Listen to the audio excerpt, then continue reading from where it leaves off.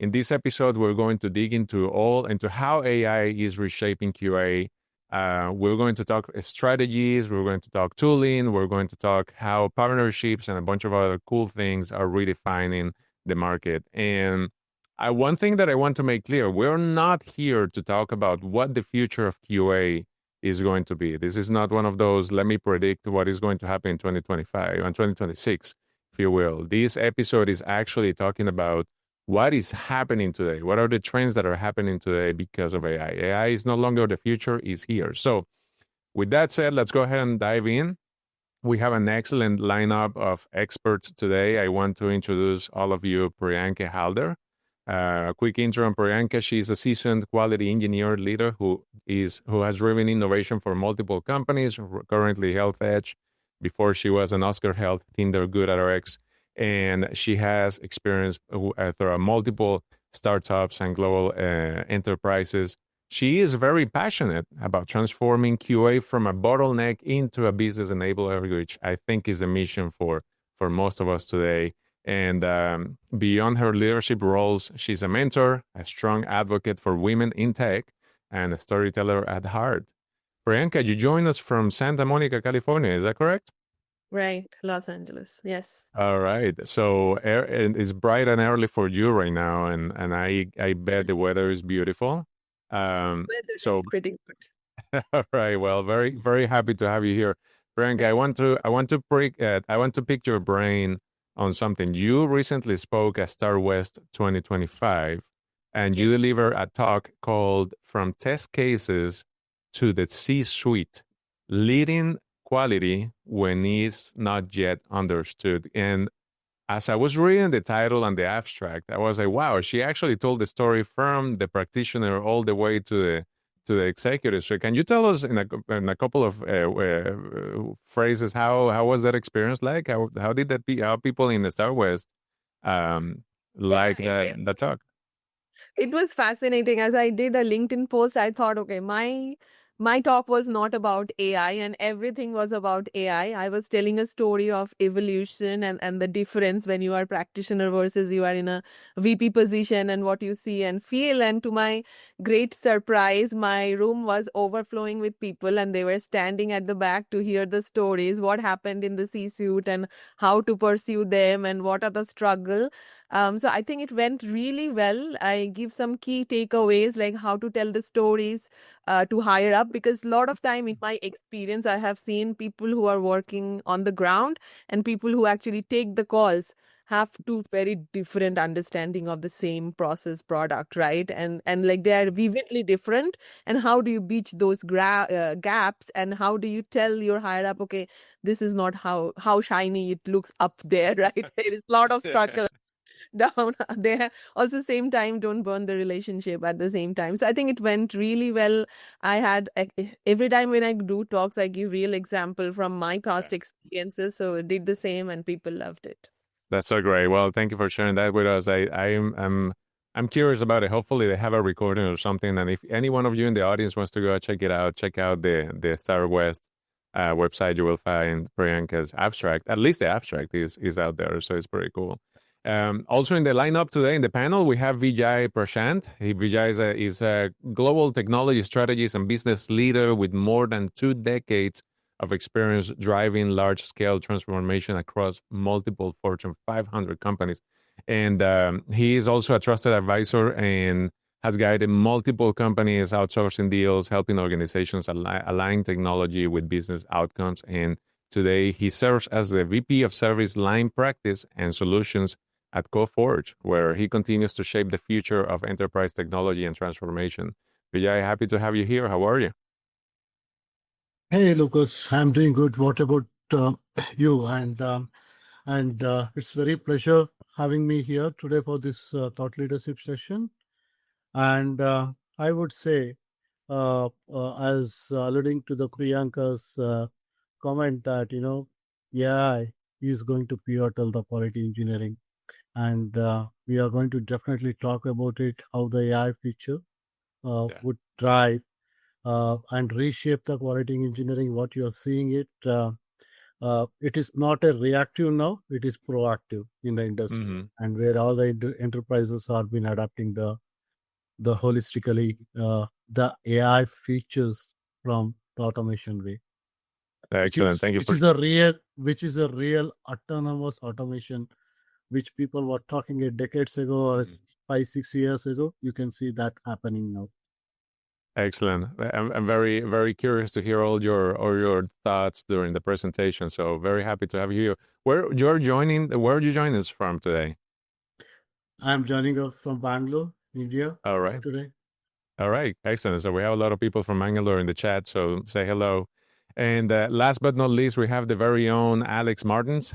For those of you who don't know, Alex is a technology executive and thought leader with more than 20 years of experience leading global organizations with from high growth startups to transformation in software testing. And in recent years, he's focusing on helping early and growth stage companies achieve product marketing by aligning product strategy, customer insights, and go-to-market execution. And today he is here with us as the VP of Strategy at Katalon. Alex, welcome once again. He is an alumni of the Quality Horizon. How are you?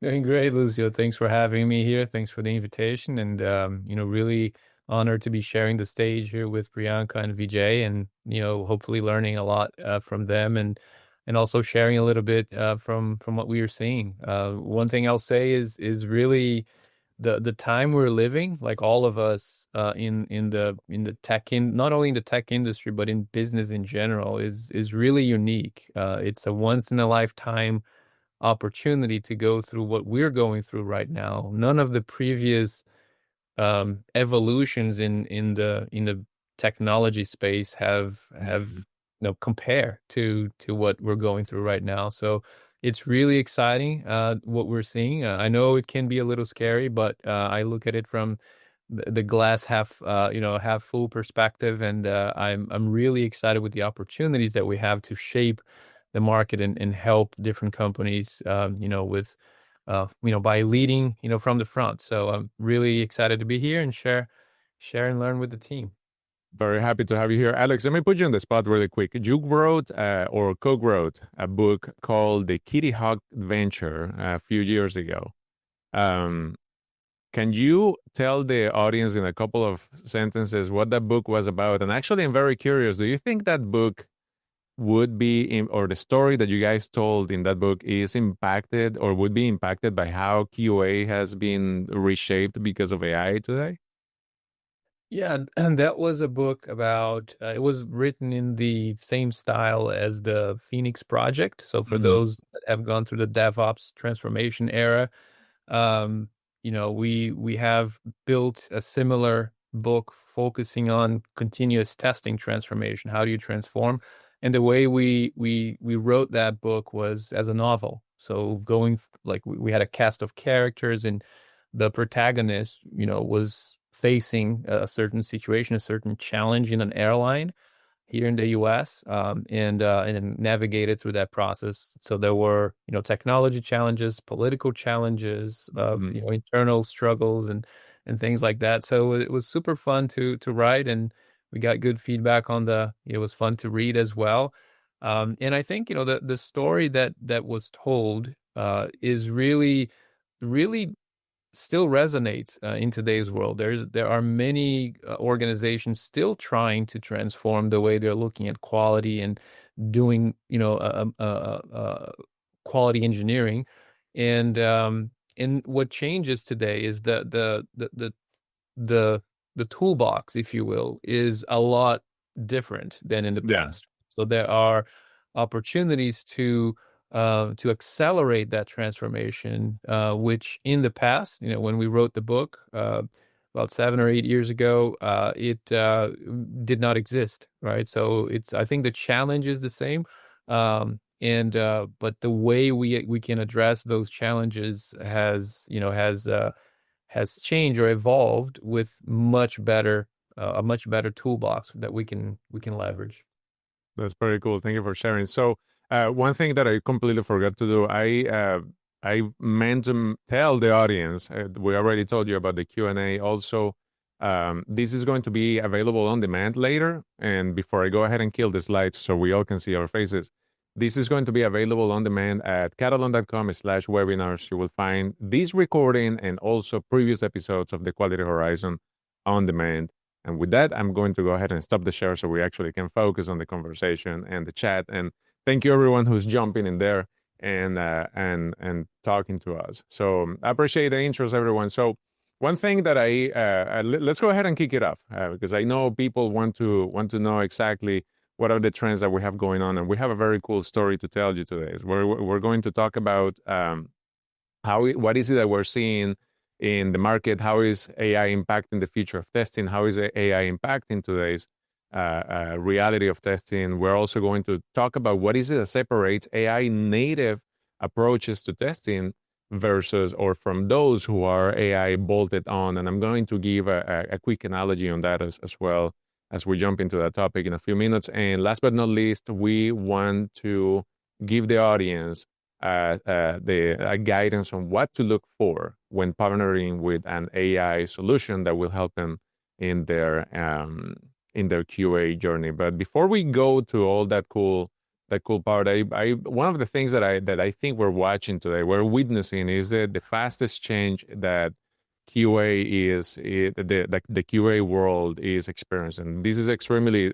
Somebody was telling me something about GPT a couple of days ago, and I'm like, we're talking about this thing like if it had been in the market for 25 years, when in reality it just showed up a few. Like you can count the months that this thing has been in production. So right now, what is behind that acceleration is not, or the acceleration that is impacting QA is not just better technology, but the realization that traditional automation cannot keep up with how software is being generated today. So, and to give you the context on what I'm talking about is something that we are talking about. It's called the AI mandate.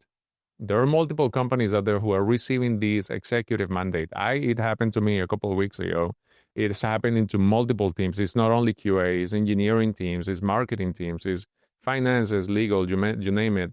They are hearing the same from their bosses. You need to use more AI. And Priyanka, I see you nodding, and I imagine Vijay as well. You have experienced this, and Alex, no doubt, we're seeing that as well. So I've talked to multiple and dozens of QA leaders in the past few months, and I've noticed something very common on the story that they're telling me, and is that the real challenge with AI is not whether to use it or not, but is how is AI going to reshape the strategy for their QA mission, if you will. So I want to kick it off, to the team. What are some changes that are happening on the ground today? Is it AI nice to have anymore, or is it a necessity? Is it something that we 100% need to adopt? And have you guys noticed that this is becoming less of an experiment and more of an actual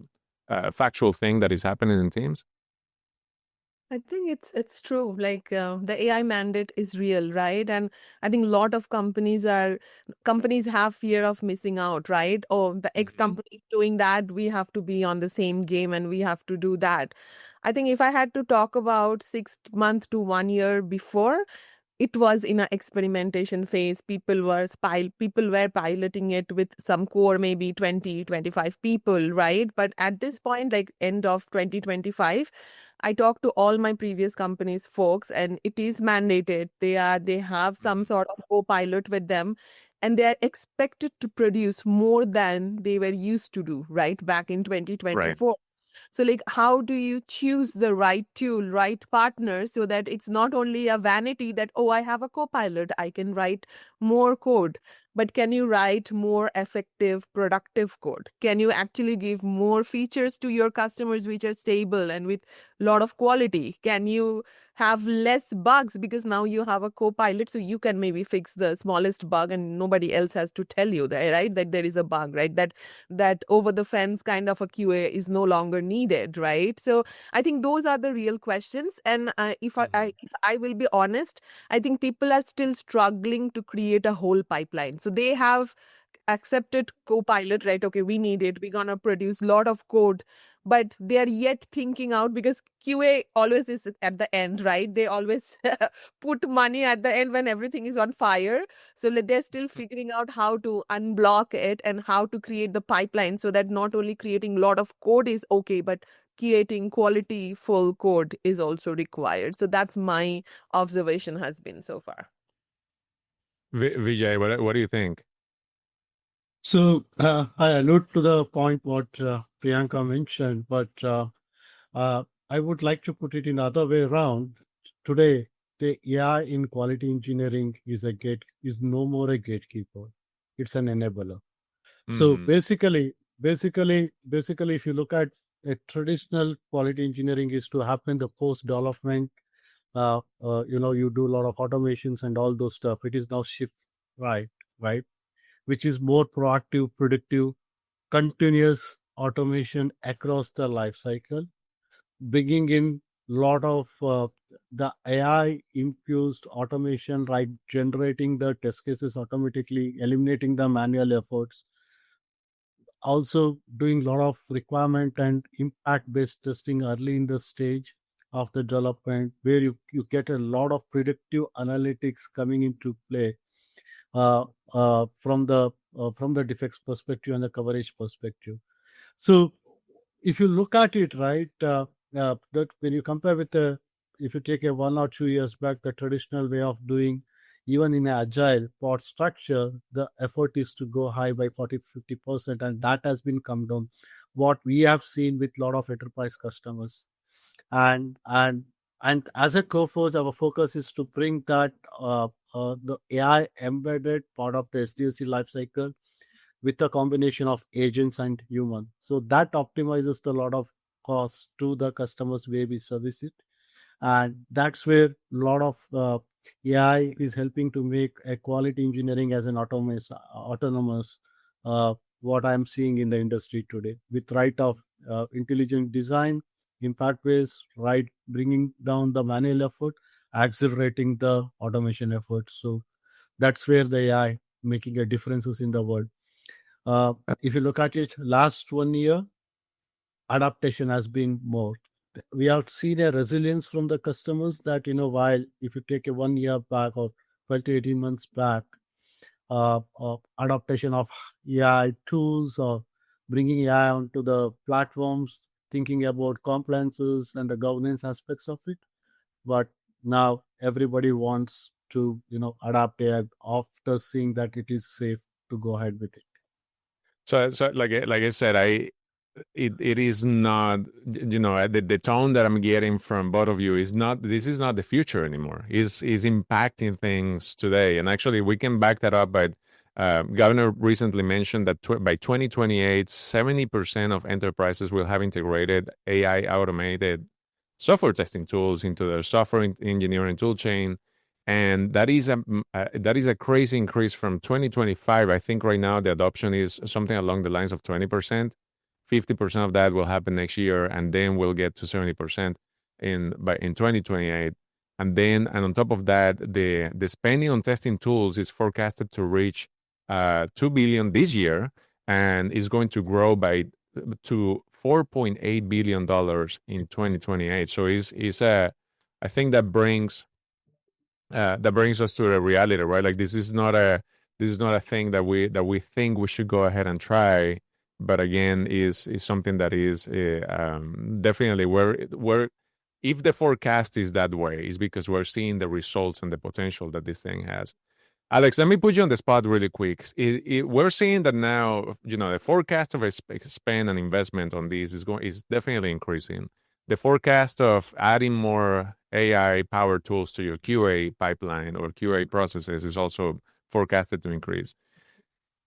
These, I think it would be foolish to think that this is just about adopting a tool and dumping it in the pipeline, in the process, and start using it. There has to be organizational changes happening within companies, correct? So I want to ask you, like, what should organizations adapt in their QA strategy to first of all effectively adopt AI technologies, and also to reduce reliance on complex automation or manual testing? And what has to happen? What do we want to tell the audience? Like, hey, if you leave this room thinking, yeah, I'm going to go ahead and adopt AI, what are the things that they should keep an eye on before they do so? Yeah, that's a loaded question, but thank you, my friend. You got it, man. I know you got it. All right, let's do it. So You we have you have two more panelists in this call, so feel free to balance it out. Yeah, 100%. no, for sure. But so I think, as I mentioned in the beginning, we're living a time here that is unprecedented, right? So one thing that, like, to answer your question directly and quickly, and then I'll elaborate a little bit. The one thing that any organization needs to start uh, changing or adapting is their mindset. So with AI, you you have to just accept that nothing will be perfect at first, right? Everything, you have to treat it as an experimentation. Like Vijay was saying, a lot of, shifting left and shifting right. As you are, leveraging AI to help you analyze a requirement, for example, understand if there are any ambiguities, if it's even testable, right? If it's clear enough, etc. Understand that you as a human, you have the responsibility. You are not only in the loop, but you are driving the AI to do that, and you're accountable and responsible for um, accepting what the AI is giving you, adjusting it, making it better, right, and then making it your own before you move on.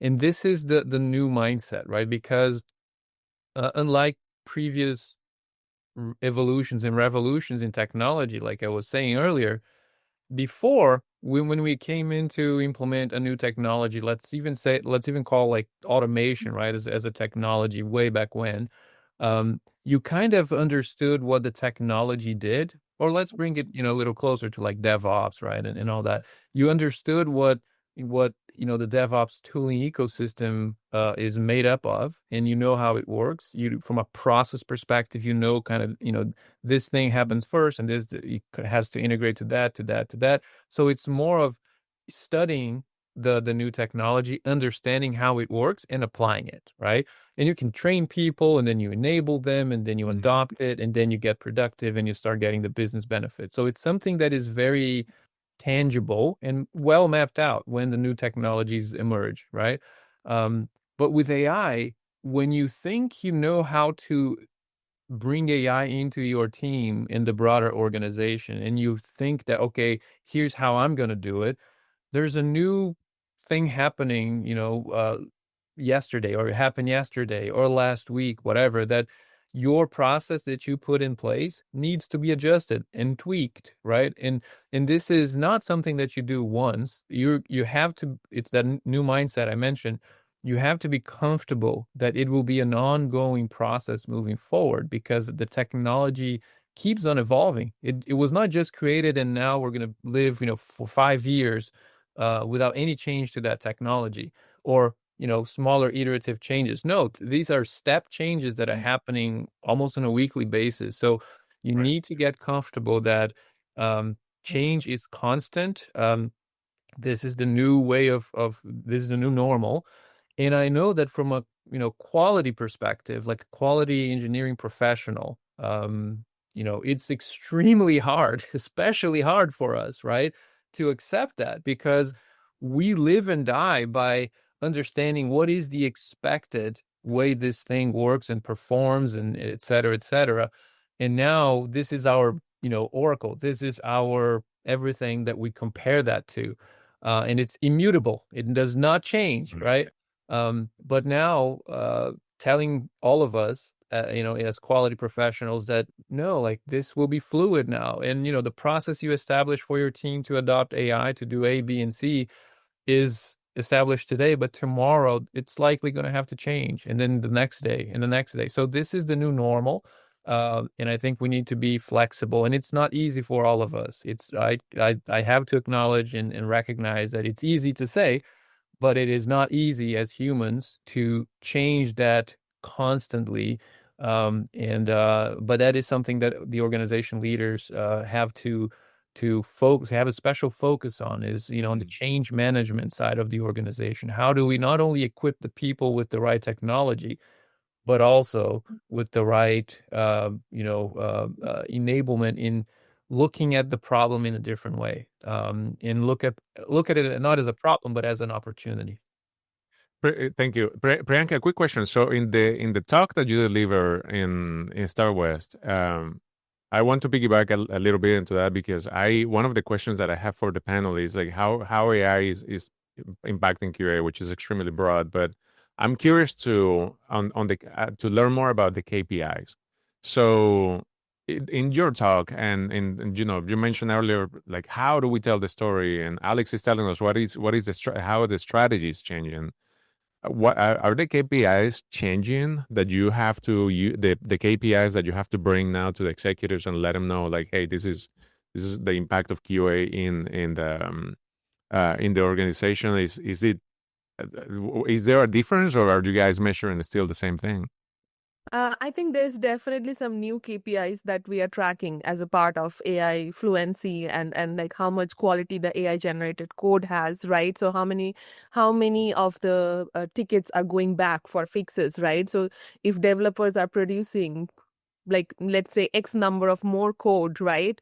Are they all solid? Are they tested properly? Are the test coverage were enough? Or like we are seeing they're still coming to QA and again going back. So is the ratio increasing or not? So those kind of, and also on AI literacy, like how many percentage of your team is actually using AI generated tool, or they're still falling back on their usual habit of manually testing it first, and then when time is there, they will select the tool and like they will use the tool. I have seen like practical firsthand. It was super hard, right?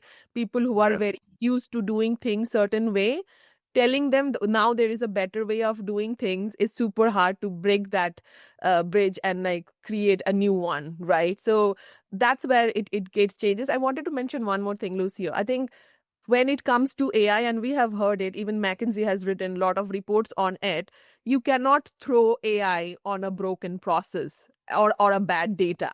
So your companies has to be AI ready. And I think a lot of companies are missing that, right? So they just want to get the shiniest tool and they expect, okay, everything gonna work like seamlessly next day. No, before you start using agents, because agents will need access, right? So you have to think through security. And if you have like, okay, human in the loop, like, okay, if I need to push in this environment, I will send you a secret and then only you will be able to do that. That doesn't work anymore, right? So like you have to make your organization, your product, your environment, your data also AI ready. And that has changed a lot as well. Thank you for sharing that. That's a very interesting point, and it definitely complements what Alex was saying, right? Like there has to be training, there has to be onboarding, and definitely an organizational change. I really like that, and I'll quote you: like, you cannot throw AI into a broken process, because that's beautiful and it makes sense. I mean, you can, because the only result that will come out of there is that broken process is gonna get amplified. Yeah. So yeah, to anyone listening today, make sure that you are AI ready before you go ahead and get into the game. There is a question from the audience. It's pretty cool, and I want to point it to Vijay. It says, you mentioned about AI in the software development lifecycle, and this person is asking if you can share some examples of how you have integrated AI agents in your testing lifecycle, and what change or what challenges have you seen? Is this something you can share with us, VI?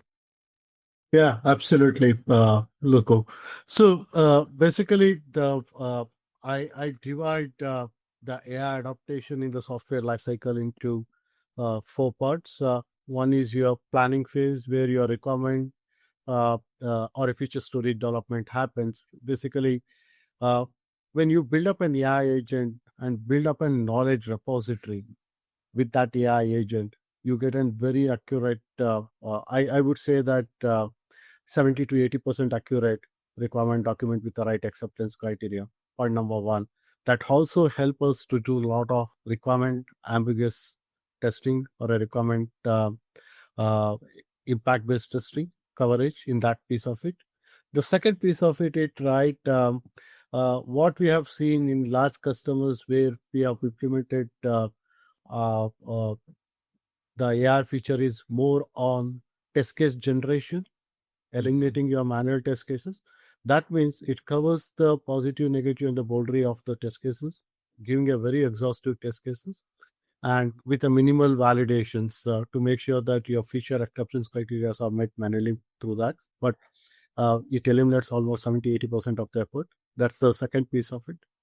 Third piece of it is leveraging that test cases. You can generate an automation script for a traditional framework like Playwright or Selenium or Cypress or anything like that.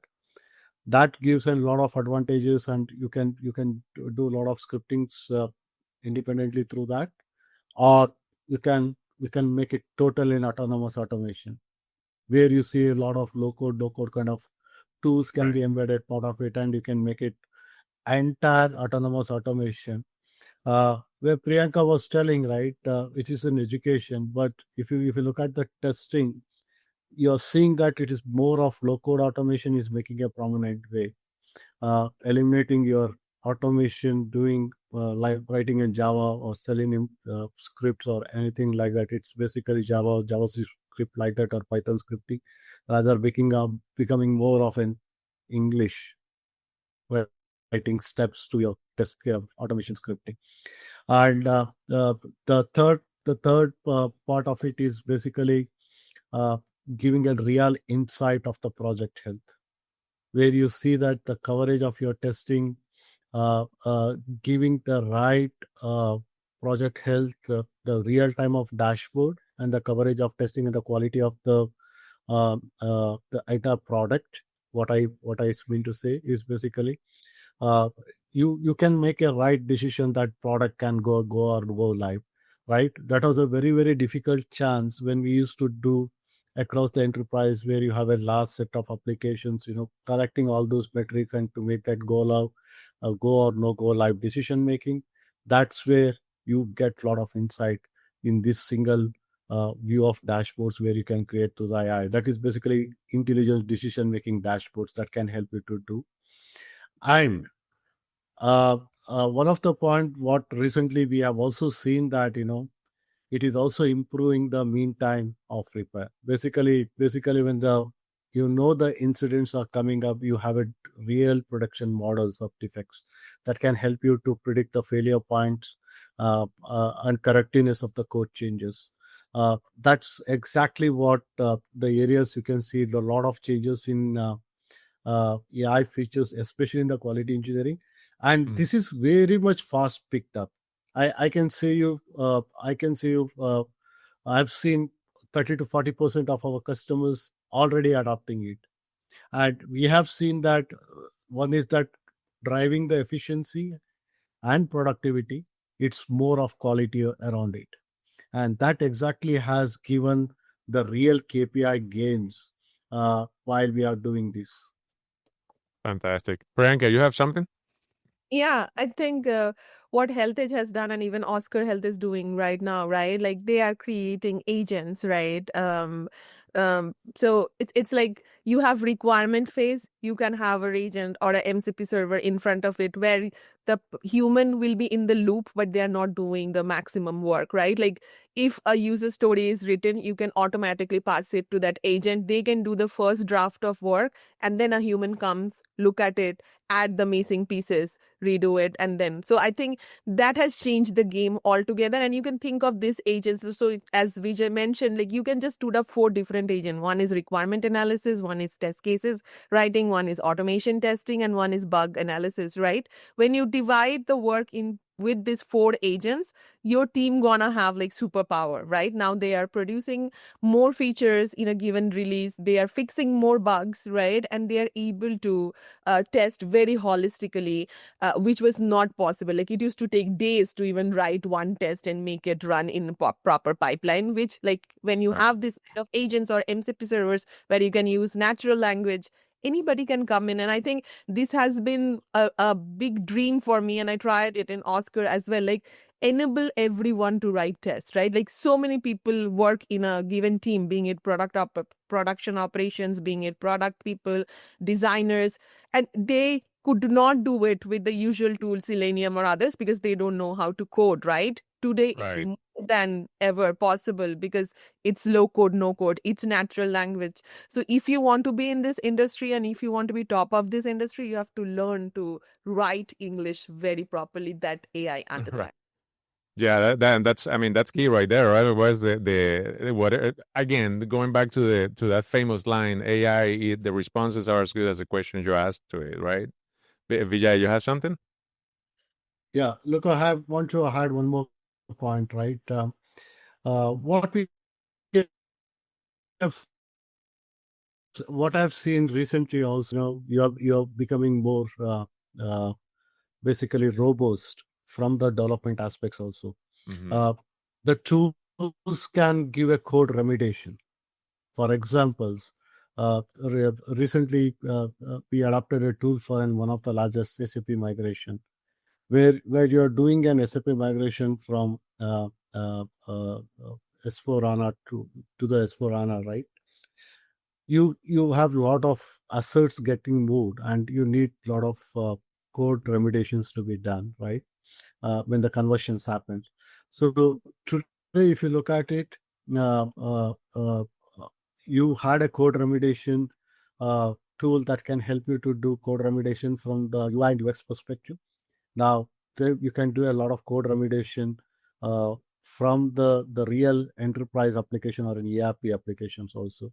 That's how these tools are been evolving, and basically that's basically is a combination of embedding and agentic AI, traditional AI, and NLPs coming into play, and we have seen that that's becoming more prominent, and that is expanding the horizons of the quality what we want to maintain the product is basically becoming I would say that it's a QI, quality intelligence, coming into play rather than quality engineering here. It's been evolving to the next level of it. Absolutely. Another quote that we will use, Vijay. Thank you for sharing that. So, and going back to Priyanka, I a few weeks ago I was talking to someone who about one of our solutions, and he asked me, he said, "So, do I need to let go of my team?" And I was telling him, "No, this to your point, Priyanka, this is going to make you have a superpower. It's going to increase your throughput." And so it's pretty cool to look at it from that angle. I want to switch to the second chapter of this story that we're telling today. So far we have talked about all how AI is reshaping QA strategies. Definitely, we spent some time talking about tooling, the things that we should do and we shouldn't do if we're going to use AI. And Priyanka, I'll continue quoting you. You need to be AI ready. Don't just go ahead and throw it into a broken process. So let's go ahead a little bit deeper into the story here. So many tools today have added AI. I think the noise is getting even louder. You go on the internet today, you search for AI testing, and everyone who was not AI a year ago now have AI on their messaging, and there's a promise there. So that brings yet another challenge to the AI adoption in QA, which is how do you tell the difference between tools that are truly AI native versus tools that have AI bolted on? And I want to we talk a lot about that. Like we say that phrase like AI native versus bolted on. And I want to give an analogy before we jump into that discussion. Think of AI native as a Tesla. A Tesla would be an electric native vehicle, right? So and a bolted on in that analogy would be if you get a battery and strap it into a petrol or gas vehicle and try to make it electric. That would be more of a bolted on solution than AI native, right? So for all of you, if I'll confess it took me a little bit to understand the concept a few years ago, but that is where we are. So my question to the three of you is how are QA teams first of all, how they can tell which tools are AI ready versus AI bolted on, and also if any one of you want to jump in, how do you think QA teams are starting to use tools like Cursor or GitHub Copilot and all these solutions to bring AI into testing. I'm still thinking about that image there with the car, with the battery straps, duct taped. You've probably have seen it, and also to flip that coin, you probably have seen there. I don't know if it is real or AI generated, but I've seen pictures of Teslas with a gas generator plugged into them because they need to maintain the battery for. I just know what I'm talking about. So that would be a bolted on what is it, internal combustion engine into an existing electrical tool. So but yeah, let's go ahead and jump in. Like what do you think, what makes the difference, or what is it that you need to look for when you're trying to adopt a tool to make sure that they are AI native versus bolted on? Especially right now with all the noise that is going on. Yeah, so I can take a stab at that, and I'm still thinking about like Mad Max now, with the car and Oh yeah. things put on. So thanks, Lucy, for that image. AI native and bolted on. So the from what we're hearing, right, from our customers, because like I said, this is all new to all of us, right? Yeah. And the first step towards obviously experimenting and learning how to work with AI and then eventually embedding that into your process, like Vijay and Priyanka were saying, the first step is just to try. It doesn't matter where you do it, ChatGPT or Gemini, whatever, right?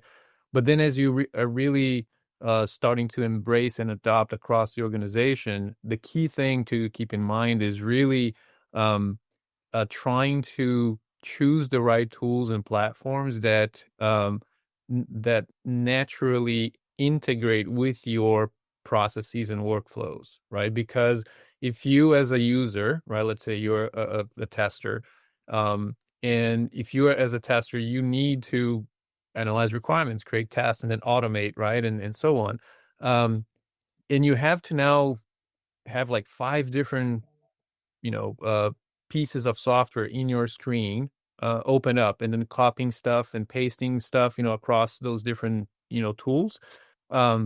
It is going to get, frustrating pretty quickly because at some point, and I'm saying this because we have seen this happen across, our customers.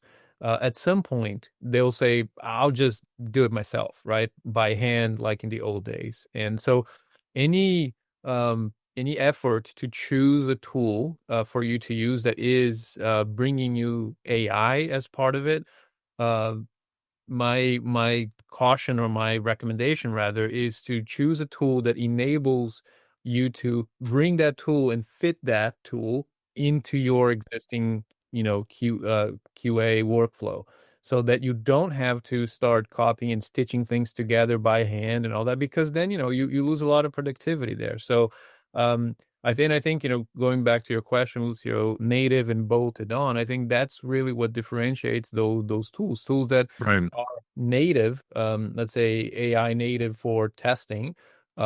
They do that. They integrate naturally into your testing workflow versus a tool that, is not purpose built. And it does a great thing. Like it does, it's amazing at doing one or two things, but it's not giving you the lift that you're looking for by integrating across your entire process, and then ultimately giving you the acceleration and productivity that we've been talking about. Yes, Vijay or Priyanka, do you have something? Because I was going to go ahead and drop another question, but Yeah, sure. No. Go ahead, You wanna- Priyanka. Okay. Yeah, so I think there are two ways, right? So if we are trying the bolted one, so LLMs are like evolving like every other weeks, right? So like why will I purchase a tool which does the same thing as a native LLM and just give me like the test cases and other stuff, right? I can just have a native LLM and I can do it part of my coding and part of my SDLC process. I feel what I'm most excited about is the tools who are native AI and who are very innovative in their case. So I'm not sure if I can take names or not. So I'll take just Katalon's name only. The TrueTest fan from the moment Alex has shown it to me. Why? Because I had a real use case where we were struggling with a very large web application, and all the information was in some couple of key QA's mind, right? It was so complex, like 50 different tabs. You have to put one here, one there. It's humanly impossible to automate, and various leaders tried it with various different open source tools, right, and failed miserably.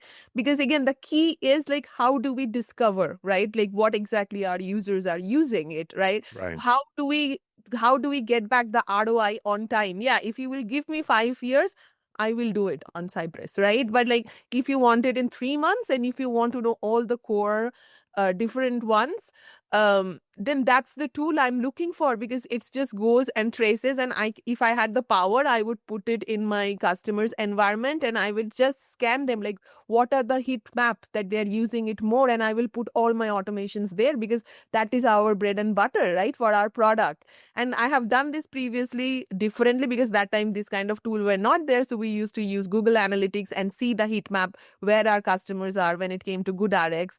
And again, when AI was not hyped, right, that time we used AI using Apply tools, taking a name, because GoodRx had like 700 different pages for prescription drugs, right? And humanly, one QA cannot do it. Even with automations, like you don't know what is going on UI. So you needed an eye to see all these different ones. And that time, Apply Tools actually solved it in 2018, and we used it there. So I think you have to find the right problem and match it with the right automation, right AI native automation tool, right? Like, again, just throwing something on top of any problem won't gonna work. And that has been my leadership journey throughout, right?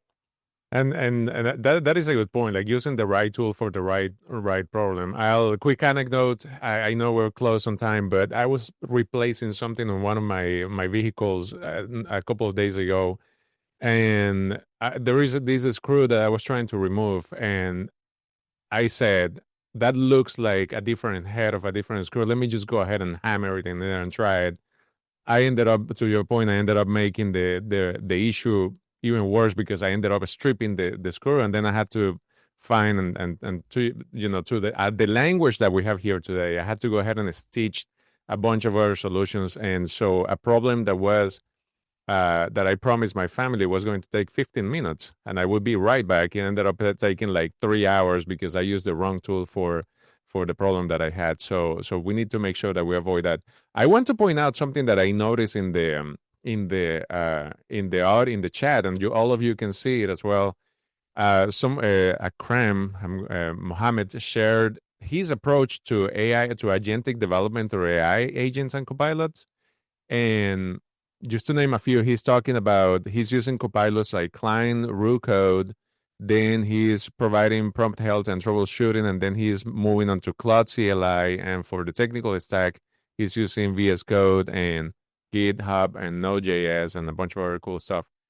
That is a lot of tooling. I mean, it is that when you start analyzing all the things that go into the pipeline, and especially when we see a pipeline like this, is very interesting. Before we move into the next topic, how do you handle risk in a situation like that? Like, and Alex, you mentioned something earlier as well. Like, you're moving when you're using multiple tools, you may end up having to copy or transition from one place to another one, or integrate, etc. There has to be risk involved for organizations in there. Can you share a couple of ideas on how to handle risk in situations like that?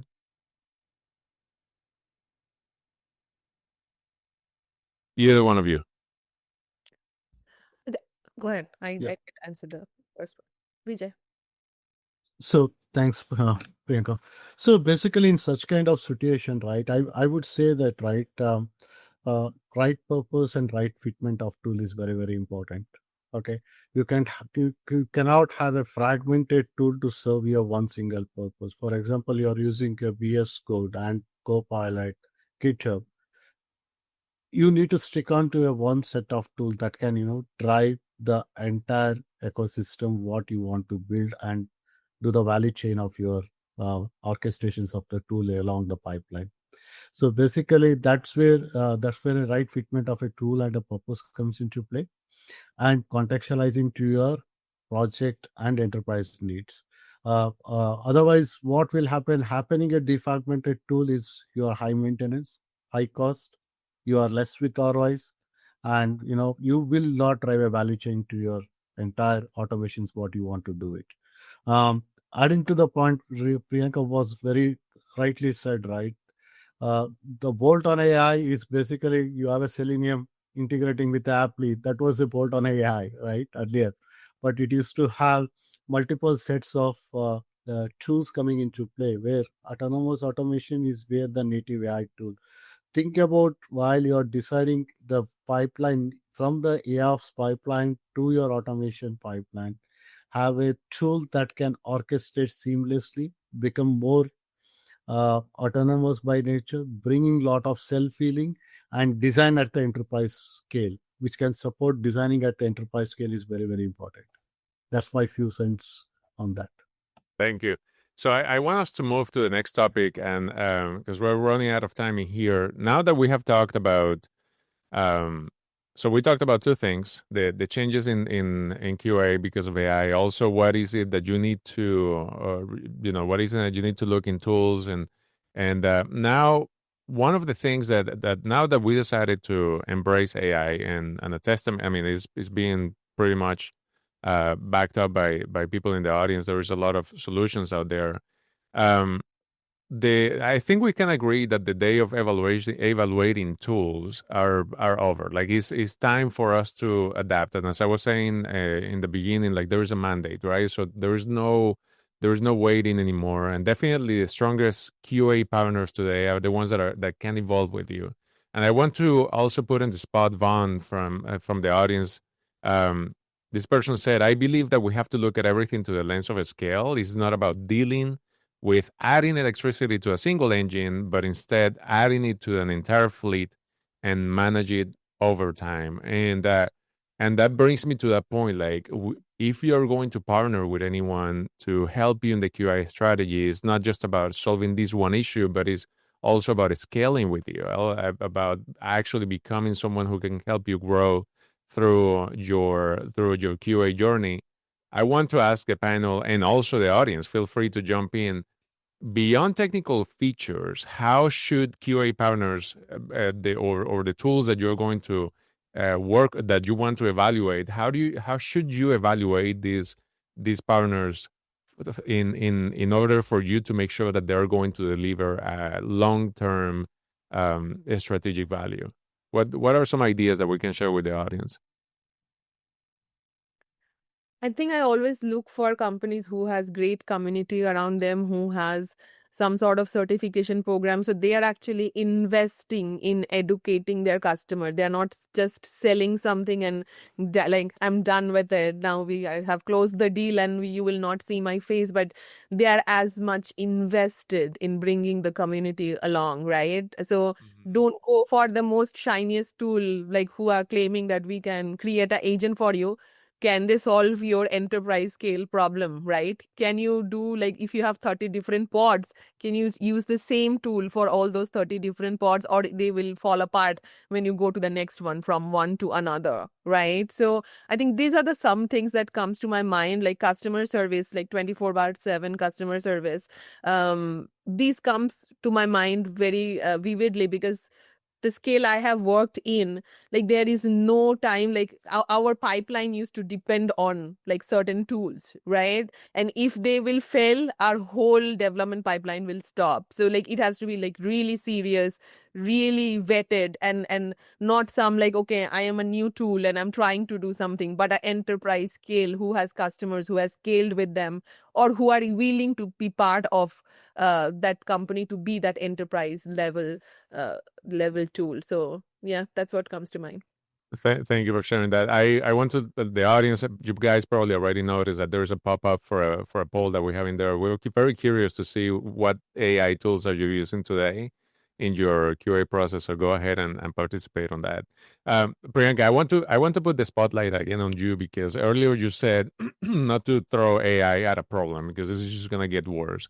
So what are the must haves for the organization to be ready for an AI approach in terms of environments, data, We already talk about training and onboarding, but what are, like, I guess technically, what are the things that we should that we can either measure or check the box to say, okay, we are ready for an AI approach? True. I think you have to consider the AI agent as another employee, right? So from access to what kind of application, like from different authorization to different kind of access to environment, everything needs to be super secure for you to adopt that, right? So I think start with very basics. If you're trying to bring in AI, are you ready yet? What kind of blockers comes when it comes to automation? Why your team fall back on manual testing? What is not available? Is it the test data you cannot generate? Is it like too cumbersome to create the automation and maintain it? So when you actually look at the real problem, like very deep in the weed, and choose some of those from different verticals, and then figure out what are your major blockers to accept AI, right? And smooth that out before you bring AI into. I think that's where you're getting maximum ROI. Because again, if your team waits on each other, there is a rest condition always. Like they cannot move past, they need an approval from one human being to write a co-pilot code. Then it's a bottleneck, clear bottleneck, right? You have to think through the pipeline from the lens of scale and from the lens of, if AI comes into my environment, I am not now going to produce like thousands of lines of code, and I need to Right. QA it. I need to generate the test data for that. So how do you break that whole SDLC into different like agentic pipeline, and then what gonna hold you back if you establish those, right? Once you figure that out and you smooth out that process, I think there is no stopping there. But if you prematurely bring it with the same sort of bottleneck, and I'll give you a very real example. In one of the companies, the QA used to install a product for 8 hours. So every time there is a new build, they're gonna be running it for 8 hours to install that build. That doesn't work in an agentic pipeline, right? Like agent running that for 8 hours, and then they wanna kick off the one. So like you have to figure out, why is it taking 8 hours? What Right. else can you do? Can you do something like a Docker image, right? And quickly do it? Can you have mocks and not install all the dependencies, right? So I think the architecture comes to a play a lot. So like there are a lot that the big architect can do, like who can figure out the environment such a way that we can quickly, easily enable AIs in all part of the SDLC. Excellent. So we are on time, and I want to ask the three of you the following question before we go. What are the three, if you can name one or three must-haves that you now will require from a QA partner in the AI era? What would that be? If you're evaluating a tool or an approach, what are the three things that you would say this solution has to have them before I even consider them? Vijay, let's start with you. Yes, sir. So I would look at the tool in three dimensions over there. The first dimension is that how tool can adapt to the particular industry domain and the technology areas, from the technology length and breadth of areas. It is not only from the customer success application or a total application, but back office applications or a legacy applications. The tool, how it can fit in. With this tool, can I make 70-80% or 60-70% fitment of the automation? That's the first point of it. The second point of it is the how flexible and extendable the tool is for customization, and how easy to adapt by the team who are going to leverage this tool. Today, if you look at it, quality engineering is a mix of developers and testers today. It's not that it's just your separate quality engineering team. It has been a mix like a full stack engineers, right? Now, how flexible it has been used by the core technical people. Then how this tool can be extended to the UAT folks or a business folks, so that they can do a faster UAT cycle or a business cycle to get the faster time to the market. The last is that how can I adapt this tool to run autonomous automation with having a right self-healing coming into play across the continuous testing. That's the three aspect I evaluate how the tool can fit in. Net, I want to cut short there, right? Contextualizing to the technology, the domain area where the tool fits, and how the tool can be flexible enough to drive the end-to-end automation across the life cycle, product life cycle. Priyanka, three must-haves. I think I agree with Vijay what he said.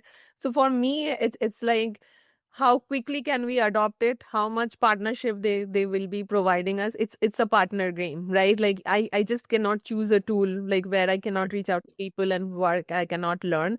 And again, like I when I choose a tool, it has to be a platform. So I have a whole test pyramid, and I do different kind of tools. So I do not want a tool which is just UI, just API, just one thing, right? And then like I have to have like 200 different tools and learn, like repeat the same learning, same problem with 4 different teams. So like having a platform is very important to me. And obviously then the cost, right? Like what kind of cost structure they're providing us, and down the lane in 5 years, are they going to charge me like a couple of millions because now they are integrated with us, versus like, okay, they have a sustainable way of using them. So that comes to mind as well. Excellent. Thank you. And Alex, last but not least, what are the 3 things that you suggest are must-haves for anyone trying to partner with a QA AI solution? It needs to be flexible to adapt to different use cases. It needs to be easy to integrate into the existing workflows that the team has. And ideally, it also integrates with the development and with the development workflows. Because one thing we're seeing very vividly is that the acceleration has to happen not only in QA, not only in development, not only in planning, right? It really has to happen across the SDLC.